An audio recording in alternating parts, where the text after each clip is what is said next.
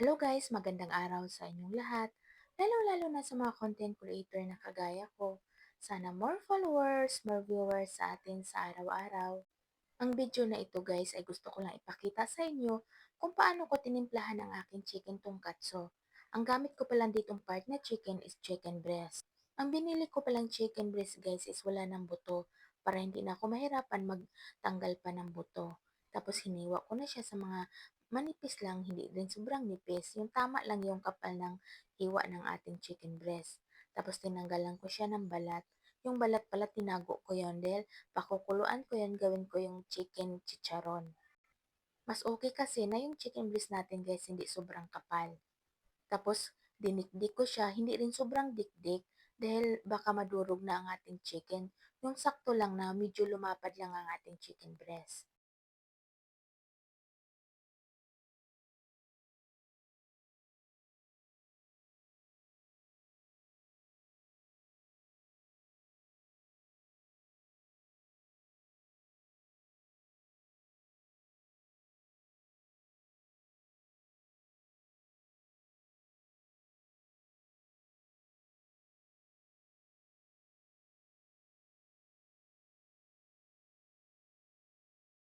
Sa timpla naman guys, pinaghalo ko lang yung onion powder, garlic powder, pamintang puti at saka itim, at saka chicken powder at asin.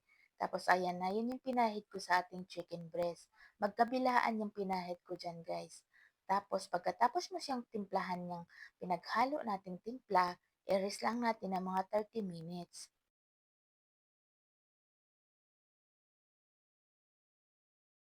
Habang pinaris ko yung chicken na tinimplahan natin guys, nagbati naman ako ng dalawang itlog. May natira kasi doon sa tinimpla kong chicken kaya nilagay ko rin sa itlog. Tapos naglagay din ako ng malamig na tubig para hindi tayo masyadong aksaya sa itlog.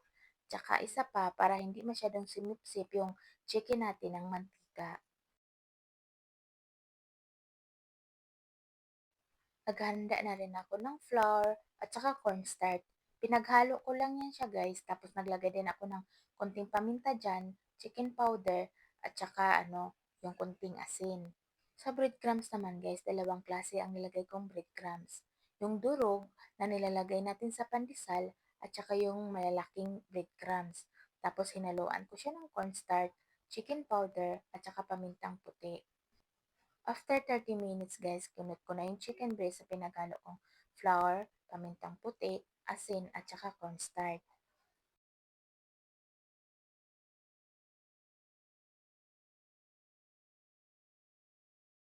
Nang tapos ko na nga nalagyan ng kuting ang lahat ng manok guys, ang sunod naman natin gagawin, isawsaw lang natin yung manok na nilagyan ng harina sa pinaghalo nating itlog na tubig, asin at saka paminta. Pagkatapos ko nga sinawsaw yung manok sa itlog, ang sunod ko naman ginawa, nilagay ko naman siya doon sa pinaghalo kong breadcrumbs.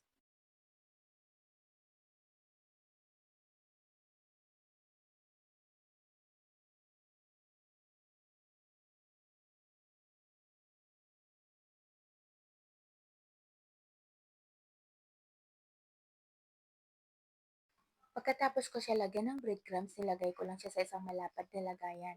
Pero pwede naman ilagay natin sa Tupperware. Pero gusto ko kasi na hiwa-hiwalay at hindi magkapatong-patong nang sa ganun hindi siya magkadikit-dikit.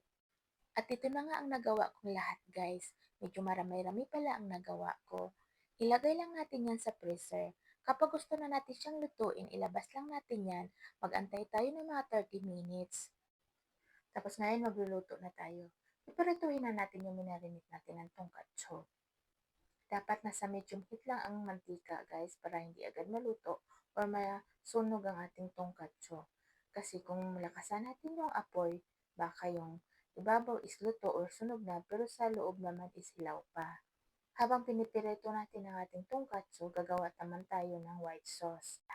Una, tinunaw ko lang yung butter. Tunawin lang natin yung butter bago natin ilagay yung flour.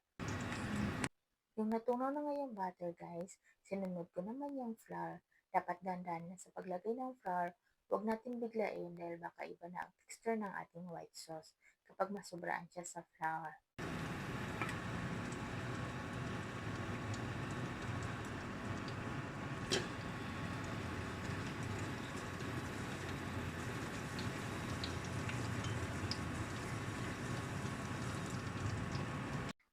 Tapos sinunod ko naman yung fresh milk.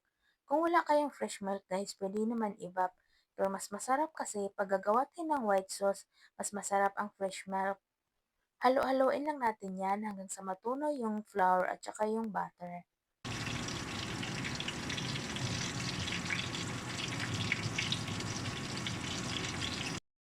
Ngayon titimplahan na natin ito. Naglagay ako ng cheese parmesan, pamintang itim, at konting asin. Halo-haloin lang natin yan hanggang sa matunaw yung nilagay natin cheese parmesan, asin, at saka yung paminta. Tapos naglagay din pala ako ng konting chicken powder. Konti lang ang nilagay natin guys. Huwag siya masyadong marami dahil hindi siya maganda at hindi siya masarap kapag maalat. Tapos naglagay din ako ng pesto para mas mabango. Para naman kakaiba ang ating white sauce. Tapos hinalo-halo ko na nga siya ulit para makombine lahat ng ingredients na nilagay natin sa ating white sauce. Lalong-lalo na dun sa nilagay natin pesto. Para lalong mas mabango ang ating white sauce guys, naglagay din pala ako ng garlic powder at saka yung onion powder na pinaghalo ko.